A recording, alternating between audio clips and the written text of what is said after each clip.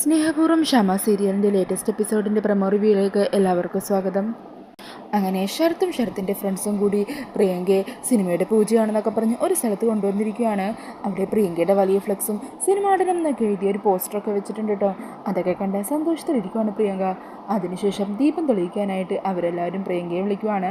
അങ്ങനെ ഒത്തിരി സന്തോഷത്തോടെ പ്രിയങ്ക വന്ന് ദീപമൊക്കെ തെളിയിക്കുകയാണ്. അതിനുശേഷം ചിലരൊക്കെ പ്രിയങ്കയുടെ ഫോട്ടോസ് എടുക്കാനൊക്കെ അവിടെ വരുന്നുണ്ട് കേട്ടോ. അങ്ങനെ അവർക്കൊക്കെ മുമ്പിൽ സന്തോഷത്തോടെ ചിരിച്ചുകൊണ്ട് പോസ് ചെയ്ത് നിൽക്കുകയാണ് പ്രിയങ്ക.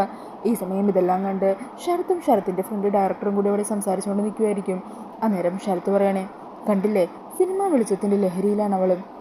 അധികം താമസിയാതെ തന്നെ അവളുടെ പണം അക്കൗണ്ടിൽ നിന്ന് നമ്മുടെ അക്കൗണ്ടിലേക്ക് മാറ്റണം. പിന്നെ ഒട്ടും സമയം കളയരുത്, പണവുമായിട്ട് നമുക്ക് ഈ നാട് തന്നെ വിടണം. അവൾ പിന്നെ എന്താണെന്ന് വെച്ചാൽ ചെയ്തോട്ടെ.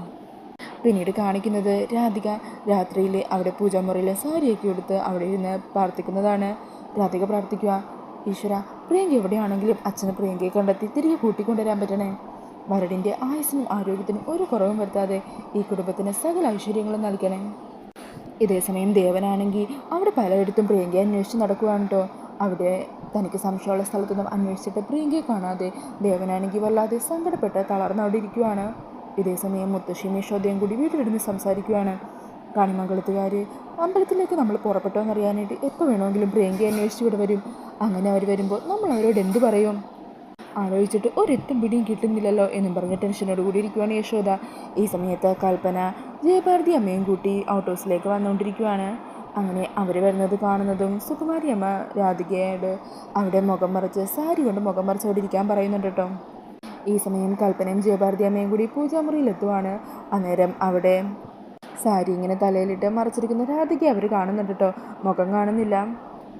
ജയഭാരതി അമ്മയ്ക്ക് എന്ന കാര്യം മനസ്സിലാകുവാണ് അത് രാധിക തന്നെയാണെന്ന്. അങ്ങനെ ചിരിച്ചുകൊണ്ട് രാധികയെ നോക്കുവാണ് ജയഭാരതി അമ്മ. അപ്പോൾ അതൊക്കെയാണ് ലേറ്റസ്റ്റ് എപ്പിസോഡിൻ്റെ പ്രമോയിൽ കാണിക്കുന്നത്. ഈ ഒരു പ്രമോ റിവ്യൂ ഇഷ്ടമായിട്ടുണ്ടെങ്കിൽ മറക്കാതെ വീഡിയോ ഒന്ന് ലൈക്ക് ചെയ്യണേ. ഇതുപോലുള്ള കൂടുതൽ റിവ്യൂസിനായിട്ട് ഈ ചാനൽ ഒന്ന് സബ്സ്ക്രൈബ് ചെയ്തും കൂടി സപ്പോർട്ട് ചെയ്യണേ. താങ്ക്